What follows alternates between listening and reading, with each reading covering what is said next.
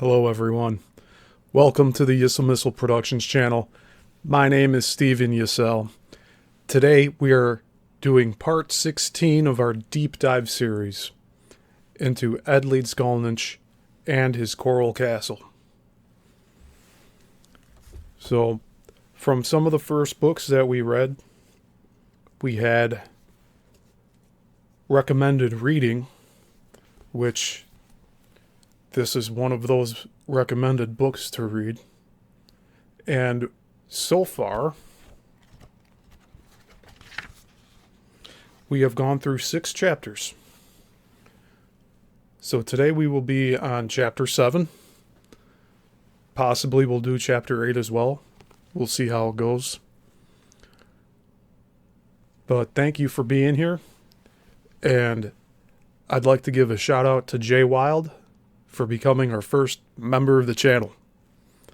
I've opened up memberships so that all of you can get exclusive content that not everybody else will get. This channel has been in existence since 2006. So 19 years.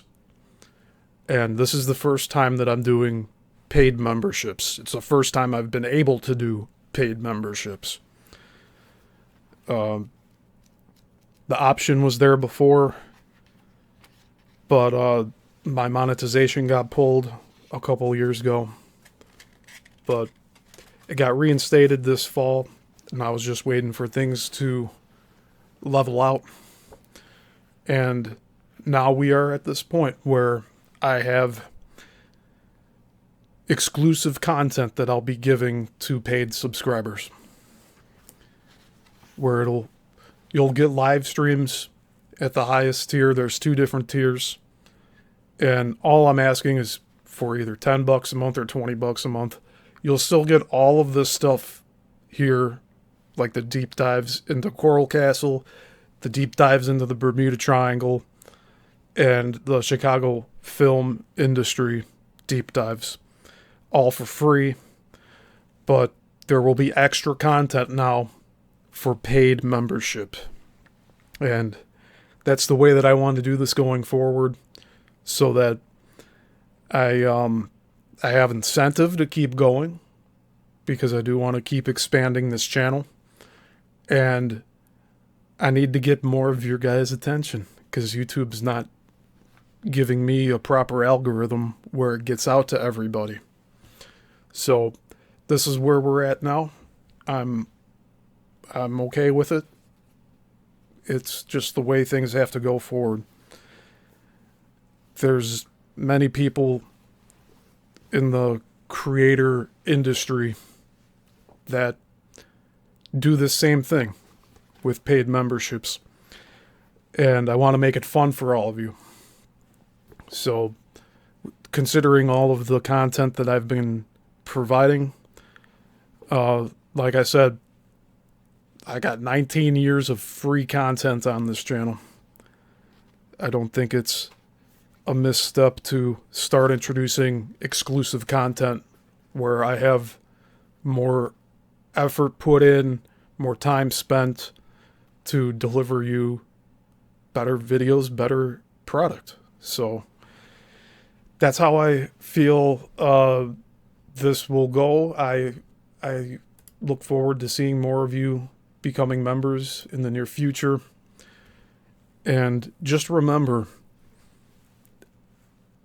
this channel's only gotten me about $200 over the past year. Tell me what you can afford with that if you're living on your own, if you need to pay for your groceries. Like, it's not anything. Doesn't even cover one bill for a month in most cases. So this is what I'm planning to do going forward. The memberships are always open. You can join at any time. And as time goes on, as the weeks and months go on, there will be quite a considerable catalog of paid membership exclusive content.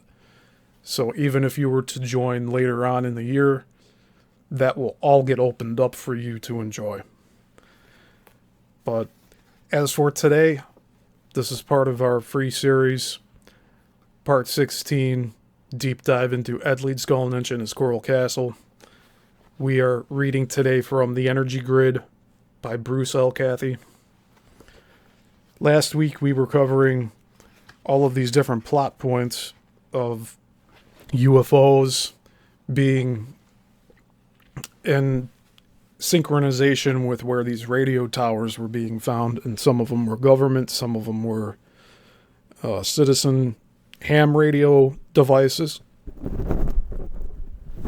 And so we're just finding more information about this stuff, and that was just in New Zealand. So imagine where the rest of the stuff is that we haven't found yet, or what's going up today in New Zealand and elsewhere around the world that we don't know about yet. But we're finding out more as we go along.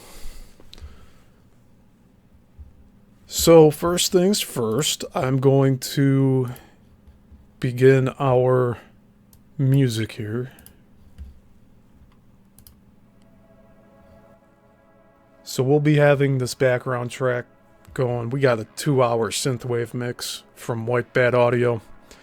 They've been great with allowing royalty-free, copyright-safe music to be broadcast on this channel, so I very much appreciate that. And some of them might sound familiar to you guys.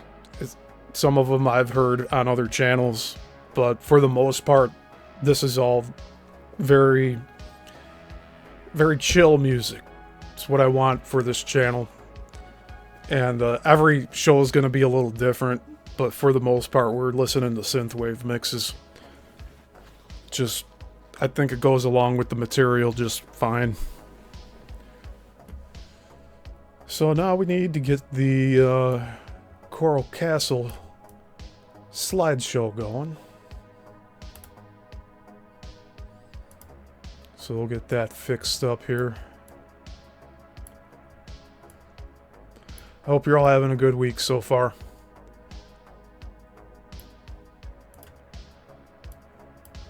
You know, a strange thing for me, both this series and the Bermuda Triangle series are starting to blend together. So they're feeling a little too similar to me in terms of content, but I think we're going to be okay here. As long as we focus on this Bruce Cathie book, along with the next one, the Anti-Gravity book, I think we're going to be okay with this series. And I can see this going on for quite a bit as we go deeper into the material. So without further ado, we will be starting Chapter 7, Mathematical Values of Interest. And if we have time, we'll jump into Chapter 8, the Earth's Magnetic Field, which I'm really looking forward to that chapter.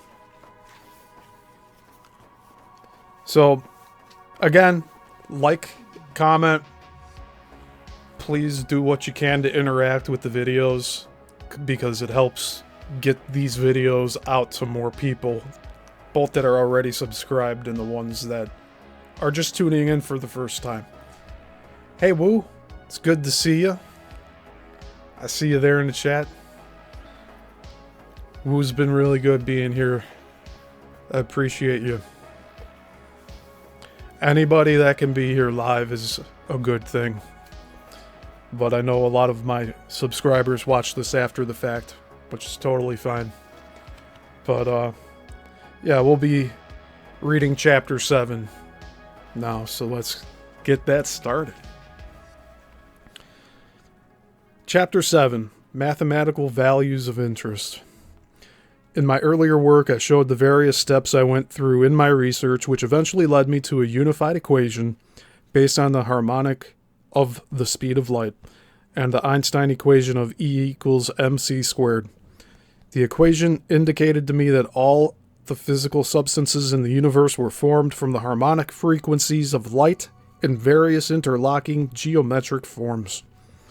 All matter, be it a star, a planet, or the structure of the atom, is formed by the harmonic resonance of light.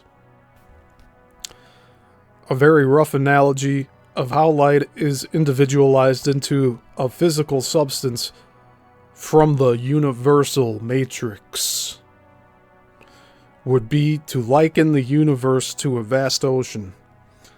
If a vortex or whirlpool is created in the ocean, then a small portion of it has been transformed into something quite different from the main mass. The area enclosed by the vortex operates under a different set of geometric laws.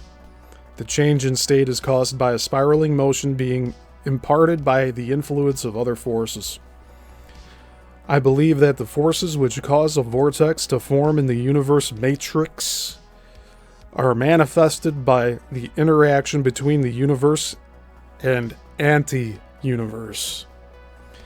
In other words, the interaction or pulsation between matter and antimatter causes the creation or dissolution of substance. This idea conforms with the steady-state theory of the universe. Many scientists believe that matter is being continuously created and destroyed, maintaining a constant supply of material in the physical universe. Is it possible that light reciprocal harmonics from the anti-universe interact with the pure light harmonics of our physical universe to form resonances which create matter? If this is so, then we must look for the reciprocal light harmonic of 6944 within the geometric structure of spherical mass formation in all parts of the universe. If this applies to the largest planet or star, then it must also apply to the spherical structure of the atom. The geometric or universal value by which we can measure spherical bodies, regardless of size, is an angular measurement. The constant factor for the circumference in all cases is 360 degrees, or 21,600 minutes of arc. In respect to the Earth, we can call the surface distance of 1 minute of arc 1 nautical mile. But the actual physical distance would naturally vary with the size of the body. If we consider the diameter of all spherical bodies to be also measured in units of arc values equal to those of the surface, then we find that the constant value for diameter is 6875.493542. This could be termed the harmonic diameter for all spherical bodies. To bring this body into being from the universal matrix, vortexual action must be initiated and the body built up from fundamental particles. We would expect some sort of rarefied gaseous stage at the periphery of the body, graduating to a more dense atomic structure until a solid body manifests, which gets much more dense towards its center. From this, we see that in our hunt for the light reciprocal harmonic, which actually creates the spherical body, we must not only consider the solid body itself, but also the rarefied gaseous or atomic particle envelope around it, as this also has mass.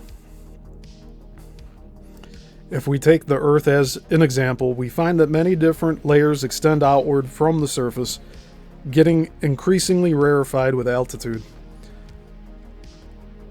First of all, the troposphere, where 3/4 of the bulk of the whole envelope is concentrated. This consists of 78% nitrogen, 21% oxygen, 0.9% argon, 0.3% carbon dioxide, with traces of several other gases, plus copious quantities of water vapor. Next is the stratosphere and the mesosphere, which extend up to about 50 miles. The stratosphere consists in part of ozone or heavy oxygen formed by electrical discharges or strong ultraviolet rays passing through ordinary oxygen. At about 50 miles, up to between 350 to 600 miles, is the ionosphere, where X-rays and ultraviolet rays from the sun ionize the rarefied air. This produces electricity and electrically charged atoms and molecules together with unattached electrons. This area contains only 0.001% by weight of the atmosphere. The outermost layer is the exosphere, where subatomic particles are found, plus a 900-mile layer of thinly dispersed helium surrounded by a layer of hydrogen that extends 4,000 miles into space. Do you hear that? Hey, Ivy, good to see you.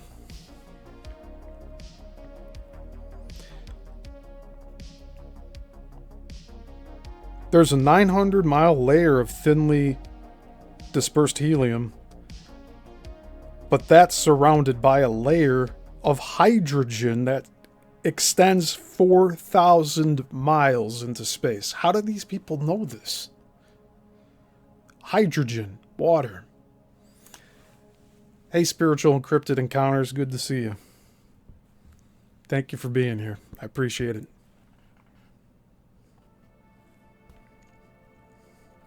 The atoms are so far apart in this area that they very seldom collide, which gives some idea of the density. As can be seen from this, if my theory is correct, hydrogen is the first type of material to be manifested from the universal substance. Then the heavier gases close to the Earth's surface. And finally, the solid matter of Earth itself. The geometric harmonic diameter of the Earth could then be extended to encompass the main mass of the surrounding atmospheric envelope to see if the harmonic reciprocal of light is evident. If we add the harmonic equivalent of 6875.493542, namely 68.75493542, to the diameter to encompass the atmosphere, we get 6944.24847742. As 6944 is the harmonic reciprocal of the speed of light in free space, it appears possible that spherical bodies are in fact formed by some sort of vortexual resonance which causes precipitation of matter. Now, I would say that doesn't really apply to everything in our physical universe here. I do believe that here is operating at a quite different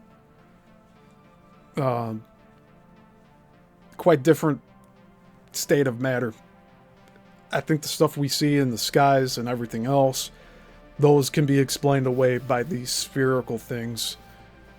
But as for Earth itself, we're talking about 4,000-mile layers of hydrogen at the very tippy top of the atmosphere,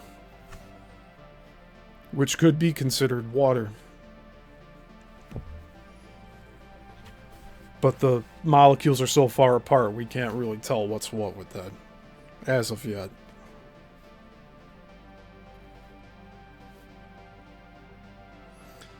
Alright, continuing on.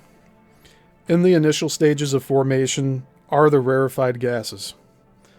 Then, as the harmonic vibration intensifies to the point that it matches that of the light reciprocal, the more dense substances are built up. Finally, at certain harmonic values, solid substances occur. If this is so, then, in my theory, every spatial body must have some sort of gaseous or ionic envelope surrounding it. I should imagine that in the case of the planets, the type of gaseous envelope would depend on the orbital radius from the central sun or star. The orbital values would set up secondary harmonics which would modify the geometric makeup of the surrounding atmosphere. It follows that all planets in the universe that have similar size and orbital radius to Earth would have the same type of atmosphere and other characteristics. Accordingly, there must be millions of planets which could be inhabitable for man. The ratio of the diameter of a planet to the height of the main bulk of its atmosphere would be 200 to 1. So you get that? The mass of Earth, the atmosphere surrounding it's 200 times bigger in terms of space. Shortly after I published my second book, I had a visit from an Australian who passed some information to me in regards to straight and curved line geometry.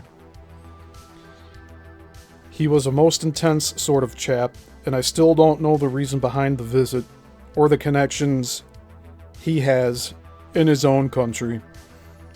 But the information was most interesting. He left me quite a few notes, saying that I could make use of them as I saw fit. Possibly I can use the data in some future research, but a small portion I will quote here.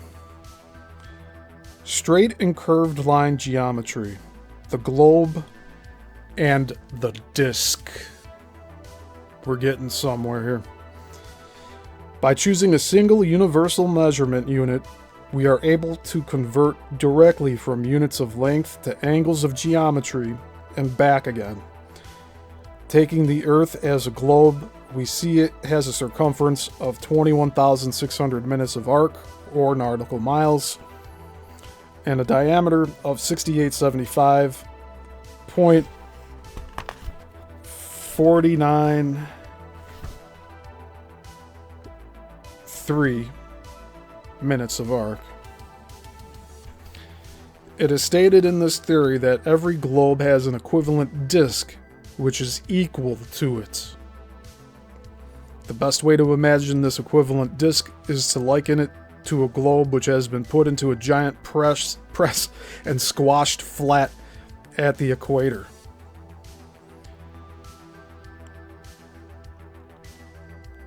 What we are interested in is the ratio of the dimensions of the globe, radius, diameter, circumference, etc., to those of its equivalent disk. It is found that the diameter of the disk is equal to 1/2 the circumference of the globe, and the circumference of the disk is 1/2 of pi times that of the circumference of the globe.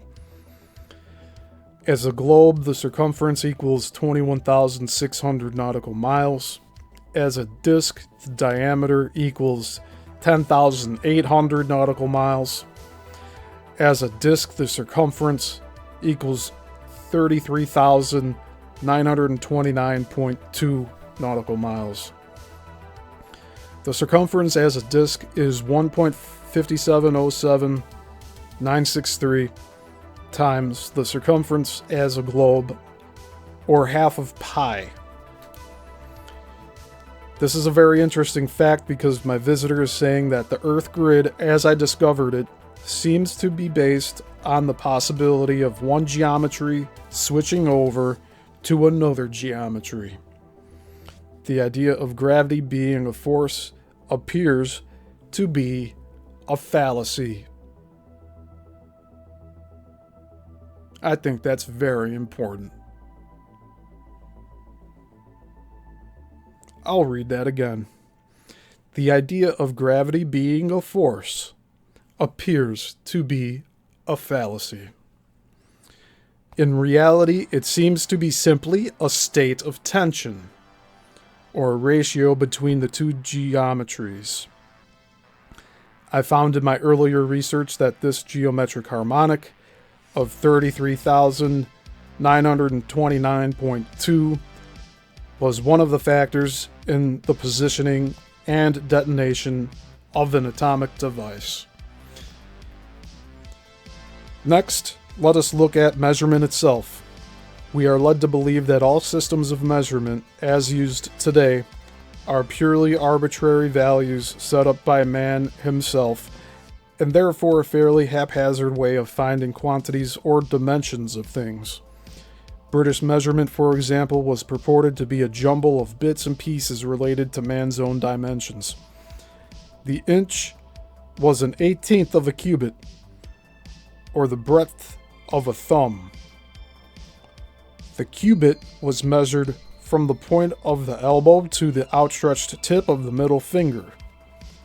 The foot was about 2/3 of a cubit, 4 palms.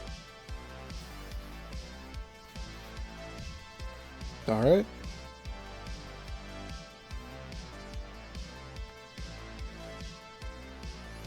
"12 thumbs," or 16 digits. The digit was the width of the middle finger.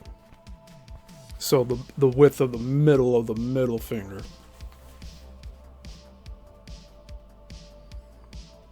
I know that can possibly be very confusing. The meridian mile was 4,000 cubits. I'm not sure where all of these ideas originated, but I believe them to be pretty ridiculous, even though they are taught in our schools today. How many human beings, taken at random, would conform to these particular dimensions? Yeah, I agree with that.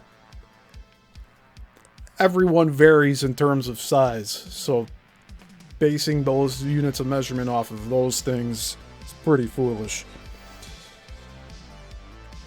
We would have some peculiar looking buildings around our cities if we standardized the construction measurements on the thin, fat, short, or tall citizens who lived within them. Eh. I consider that there is evidence which suggests British measurement was originally based on geometric concepts. If this can be proved, then it follows that this method of measurement could be used in a universal sense to harmonize structures to natural law. The first indications of this can be seen in the design factors of the Great Pyramid. Here we go. A pyramid, or geodetic inch, is equal to 1.0011 British inches. Could it be that in ancient times a pyramid inch and the British inch were equal to each other and somehow derived from a geometric value associated with the light harmonic of 144? If so, then our ancestors were scientifically advanced to a much greater degree than we give them credit for. In 1635, the author of Seaman's Practice, Richard Norwood, using a sextant of more than 5 feet in radius, made observations of the sun at 2 points which were 9,149 chains apart, and found a value of 69.5 statute miles for 1 degree of latitude.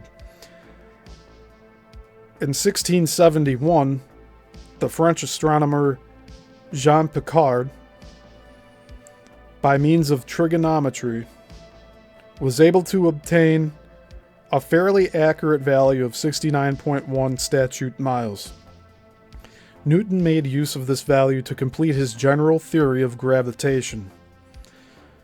The figure generally taken for the circumference of the Earth at the equator is 25,000 statute miles.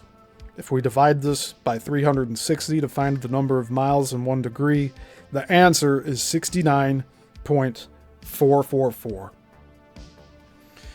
Taking everything else into consideration, I'm sure this is not just coincidence. The value of 69,444 is obviously the reciprocal of the speed of light harmonic. A serious study of the origins of British standards of measurements could be of extreme interest, and possibly many of our history books would have to be rewritten as a result.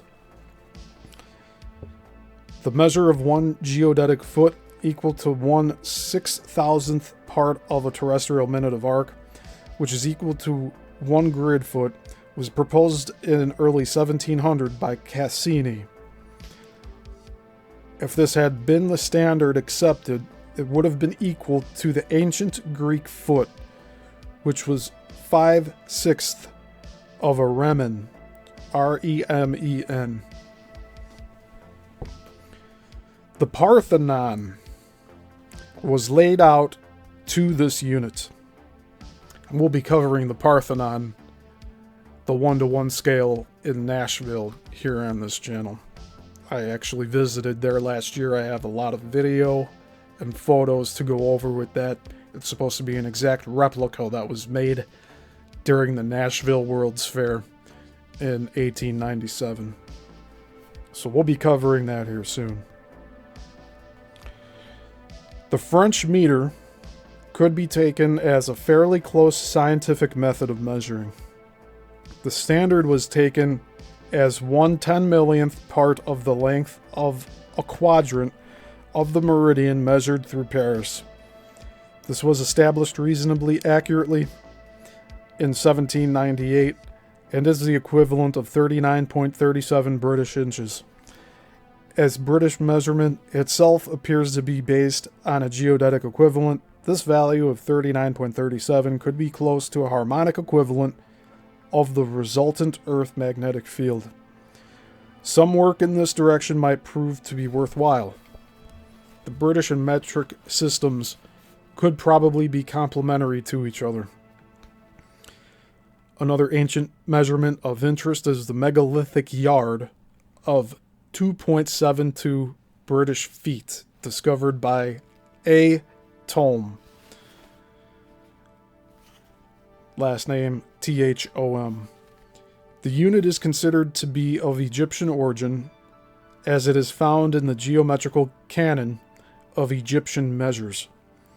John Mitchell, in his book The City of Revelation, brings out another point in connection with this unit.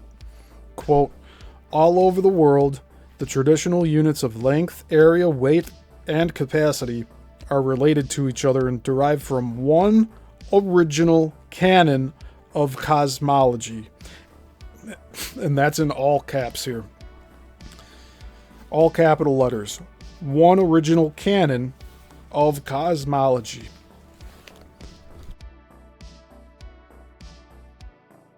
We're getting to the good stuff here, because I'm choking on my words here.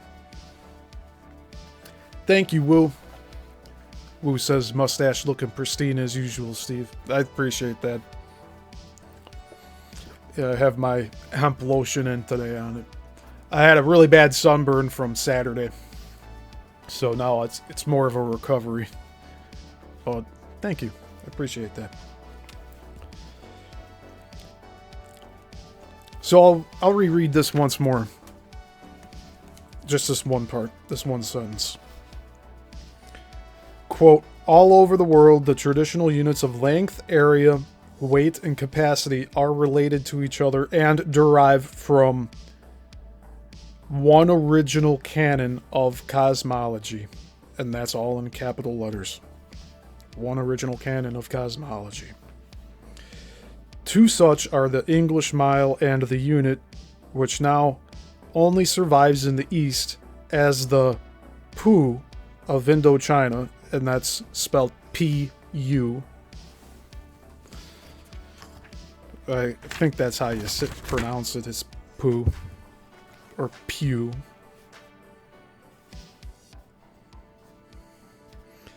Of Indochina. Its value given on page 358 of L.D.A. Jackson's Modern Metrology as 2.72727 miles, the fraction recurring. So we had a few books here mentioned already that I want to take note of. The City of Revelations, or Revelation.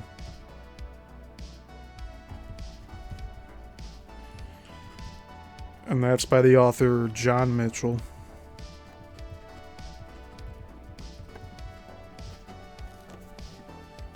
And what was this other one here? Then we have The Seaman's Practice, which is by Richard Norwood. It's spelled Norwood, for those of you that want to look those up.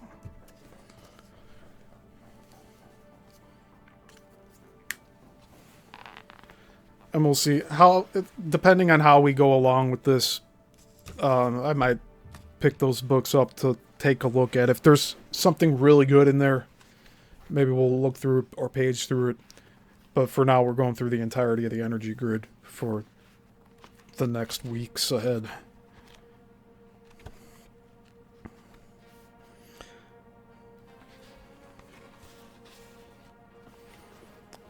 We got that third book here that was just mentioned,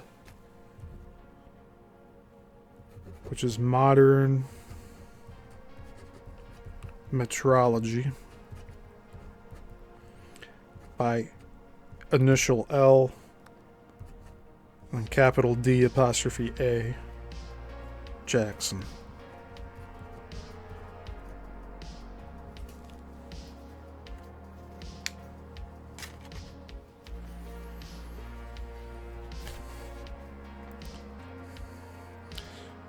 Alright, continuing on. Without previous knowledge of this unit, its former existence in Britain was deduced by Mr. J.F. Neal, Neal, from his analysis of the intervals between ancient sacred sites, who called it the megalithic mile.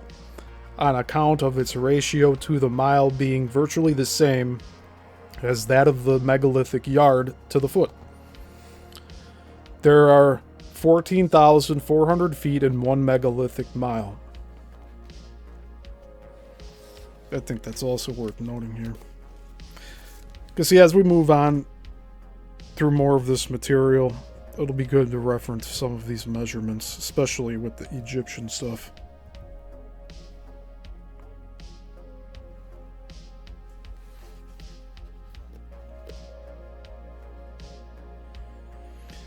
And it also says here, the key point here is that 1 megalithic mile is equal to 14,400 British feet.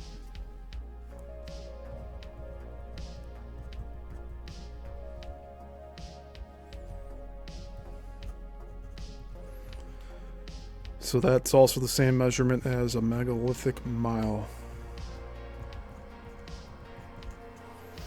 And that'll come into handy for later.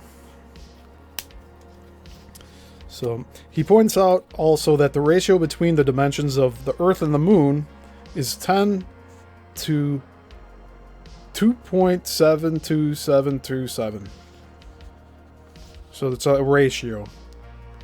10 to TO, the number 2.72727. So it's, again, the key point here is that 1 megalithic mile is equal to 14,400 British feet. Again, we have the harmonic of the speed of light, 1440, connected with British measure. There are also mathematical indications that the unit could be connected in some way with the exponential function e, which is taken as 2.7182818. The mathematicians could delve into this area with possibly interesting results. If it can be proved that English measure was the only form of calculation that was harmonically associated with the structure of the universe and geodetic measure, then a crime of great magnitude would be committed if the system were lost to the world. Right now, the pressure is on to force the metric system on all countries, and if this is finally accomplished, the true system of measure will be hidden away and only be made use of by the initiates. This is material that YouTube doesn't want you to hear about. It's telling me no concurrent viewers right now, even though I see you all in the chat. How surprising. I believe a new system could be devised by the combination of geodetic and metric measure. The standard geodetic inch and foot could be retained and incorporated into a measuring system which has a base of 10. A basic unit could be 120 geodetic feet, which would accommodate the harmonics of 10 and 12. The unit would be 1,440 inches long, which would give the direct harmonic of light. Another way would be to use a basic unit of 1.2 geodetic inches, 10 of which would equal 1 geodetic foot.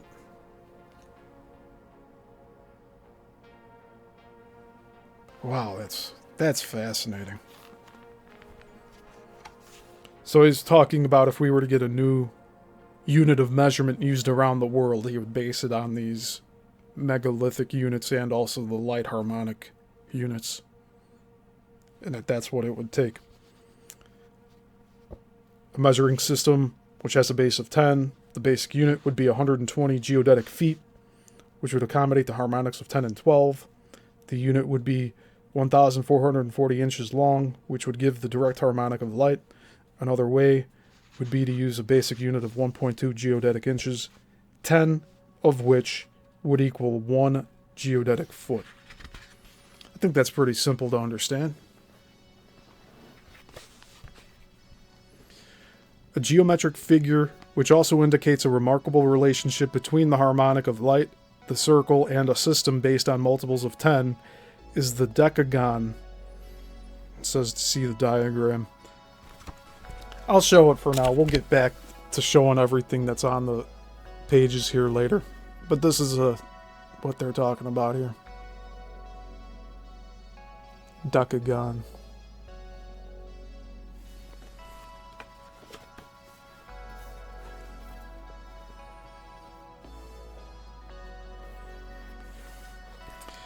If a decagon or 10-sided figure is inscribed within a circle, then the subtended angles are equivalent to 144 degrees, which is the light harmonic.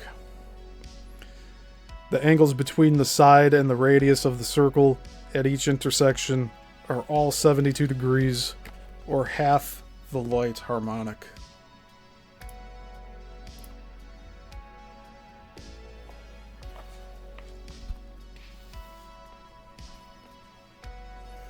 Another curious fact gleaned from my geometry books is that if the side A of a regular decagon inscribed within a circle of radius r is laid off along that radius, the latter will be divided into the golden section, a ratio of 1 to 1.618, found to be incorporated into the structure of many ancient buildings.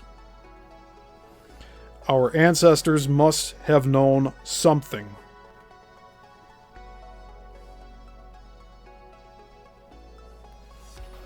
So I'm going to make a note of that too, the golden ratio.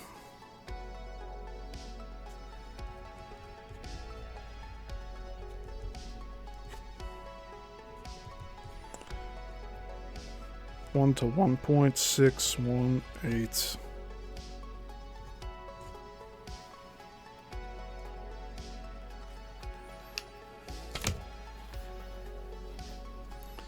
The next interesting figure to have a look at is the spiral. When we really think about it, there is no such thing as true circular motion at any point of the universe. This is due to the relative motion of all physical bodies in space.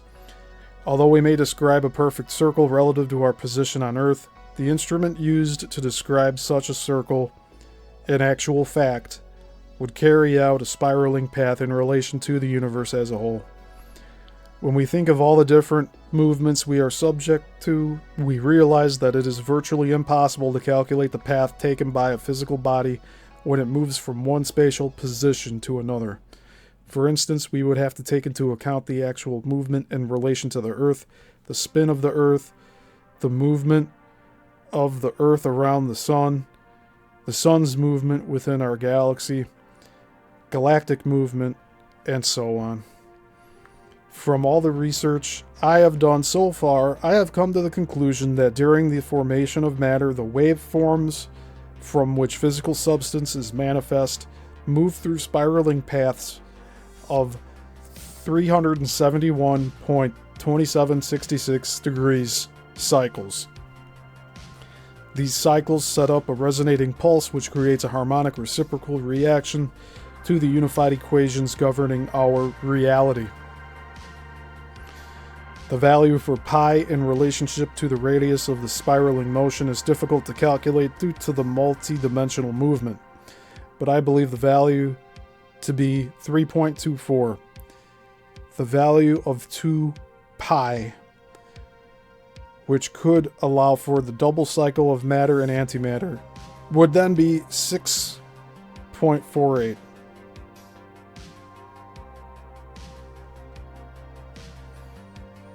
The square root of this figure is 2.54558441.2, which is harmonically equivalent to the value built into the polar square section of the world grid system. The world grid system itself is set up in harmony with the natural spiraling motion of the waveforms in physical substance. The main poles of the two interlocking grid systems on the Earth's surface are placed at intervals on the natural spiral, which coincide with the harmonics of the reciprocal of light. The north and south poles of one grid are displaced 694.4 minutes of arc from the north and south geographic poles.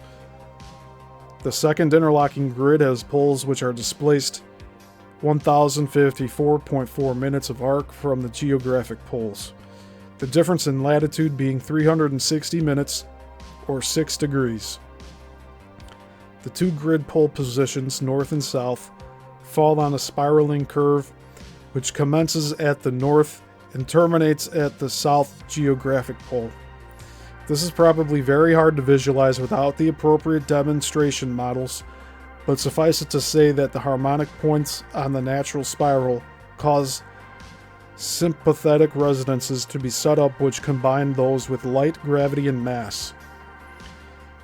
In Harmonic 33, I demonstrated the relationship of the position of Wolf Creek Crater in northwestern Australia to the world grid system.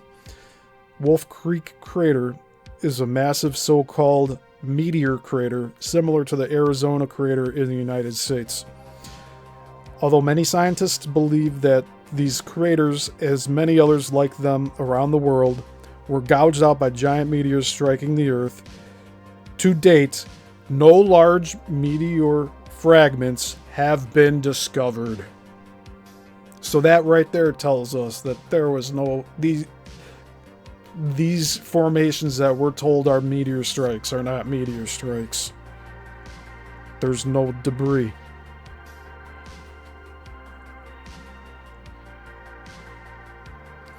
A fairly good scattering of a certain type of iron has been found in the vicinity of some of these holes, but the combined mass of the fragments would only be an infinitesimal fraction of the bulk required to blast out holes of such size.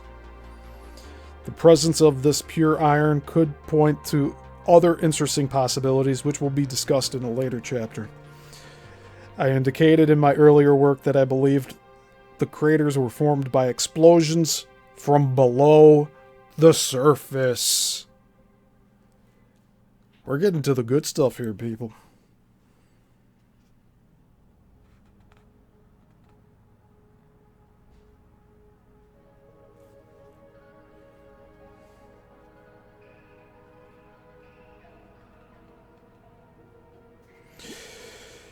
This would have been caused by the instability of the spiral geometrics within the grid system.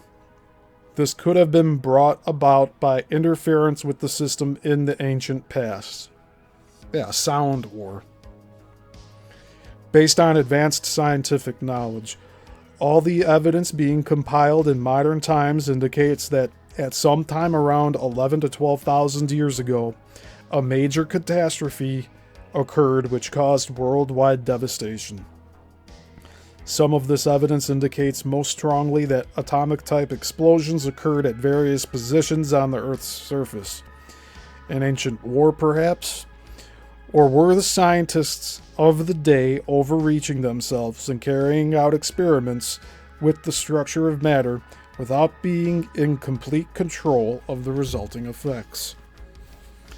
I said in my first work that, quote, the force fields of the grid were naturally distorted when this happened, and the stresses were set up in various parts of the system. As the Earth moved through space, various points in these areas of strain have lined up geometrically in relation to the solar system as a whole. The MC² section of the grid formula has possibly been fulfilled, and a resulting explosion has taken place with the known devastating results. End quote. That's the end of chapter 7 here. So we have two different diagrams to show it. The first diagram says, showing that all spherical bodies have a harmonic affinity with the harmonic reciprocal of the speed of light. Harmonic of the speed of light equals 144 harmonic reciprocal, which equals 6944. In geometric measurement, the circumference of all spherical bodies is 360 degrees, or 21,600 minutes of arc. The diameter of all spherical bodies in the same minute of arc units can be expressed as a constant of 6875 34.493542 minutes of arc. If this value is then considered as a harmonic and extended by the equivalent harmonic of 68.75493542, the resultant value becomes 6944.248477, the light reciprocal. The application of this harmonic diameter to all planetary bodies in space would account for the mass of the planet and the surrounding atmosphere. The constant of 6875.493542 minutes of arc for the diameter, and the constant of 34.377468 minutes of arc for the height of the atmosphere above the surface level, roughly 39.5 statute miles. This would extend to the mesosphere if applied to the atmosphere of the Earth. Above this level would be the ionosphere and the exosphere. So I know I'm saying a bunch of numbers here, but I'm getting the factual information out. So I will show you this in the book right now. Just give me a second here.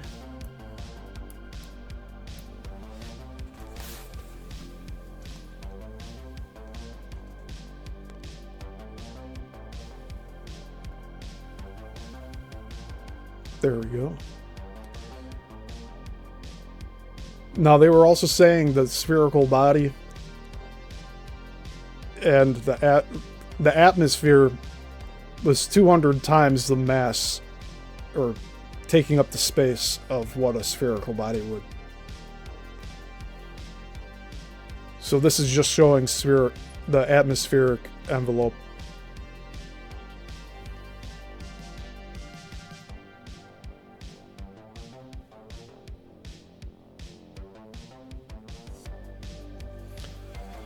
Okay.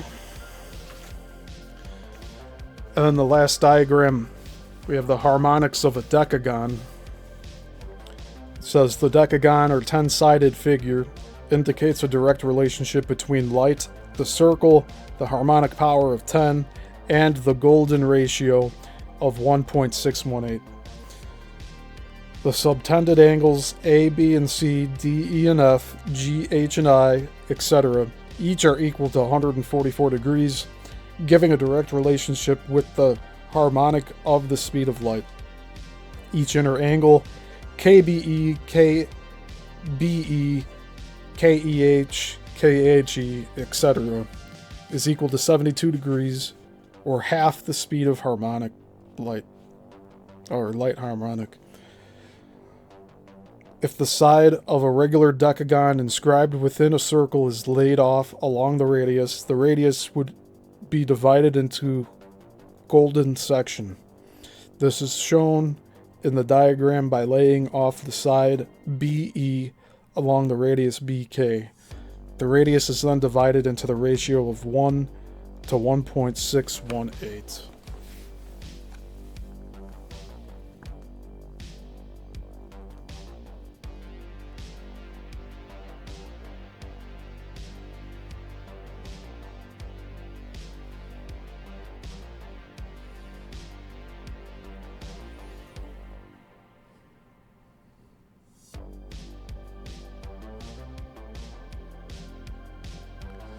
So basically what they're saying here is all of this is just, it's all equally symmetrical. These different measurements here. Alright, we're getting close to an hour here. I know I said yesterday on Abe's channel that we'd be talking about UFOs and we just talked about a bunch of math, so I'm sorry about that. We talked about the UFOs on the last part, so go back and watch part 15. I thought we were going to be continuing on talking about the radio towers and all of that, but we got back to the basic geometry of the megaliths and the megalithic mile, the megalithic foot, golden ratio. We covered all of that here today. And it's a bunch of numbers. I tried to read them out as accurately as possible so you guys can go ahead and do research on your own with it. And that's the main point of this entire series, is for all of you to learn and go find out more information on your own. So we're going to have 2 shorter chapters next week. Because chapter 8 is only 4 pages. Chapter 9 is also like 5 pages. So that's about as many as we read here today. So we'll end here. We'll start next week with chapter 8, the Earth's magnetic field.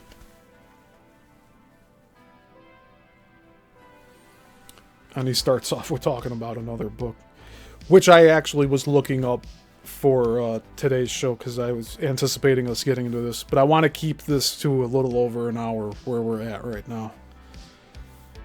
But the book, if anyone wants to look into it, is Behind the Flying Saucers by Frank Scully.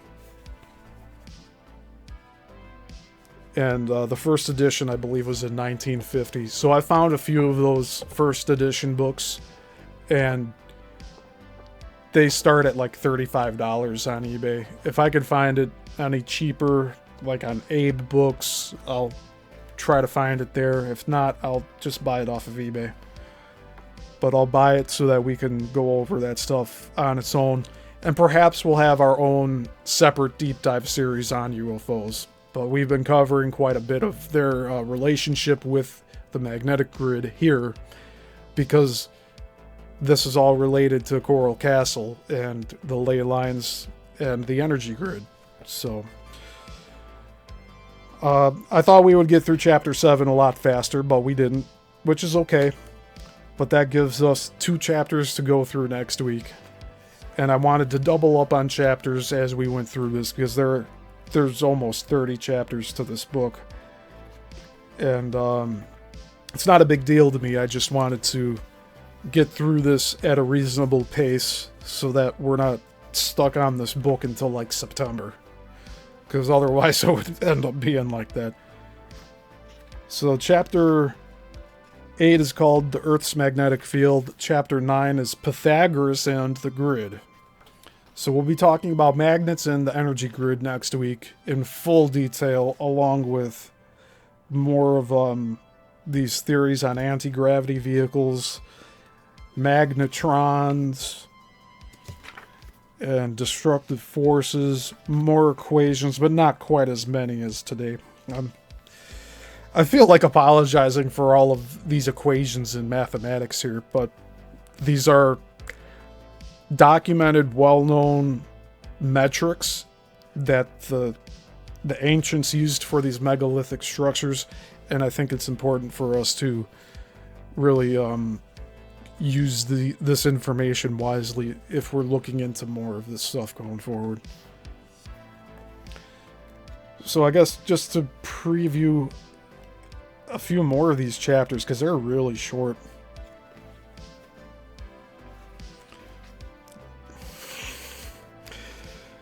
Chapter 10 is the maps of the ancients. Chapter 11 is Russians and Germans discover a world grid system.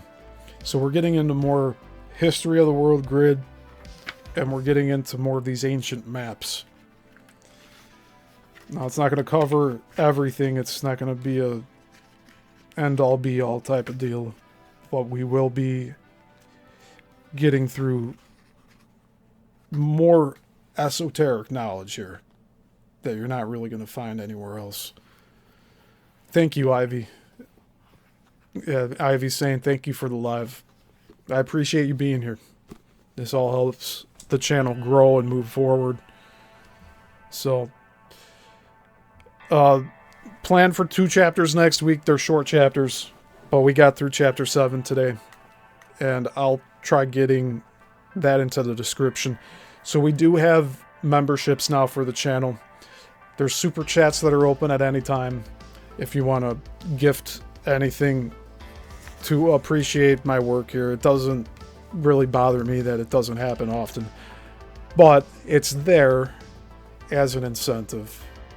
It helps. It boosts my morale here. So super chats are less than the membership levels that I've integrated into this now, but this series will be free for everybody going forward, along with the other current deep dives. So just try to be here when they're live, and it'll help move things along. But that will be it for today. And I really appreciate y'all being here. And until the next one, class dismissed.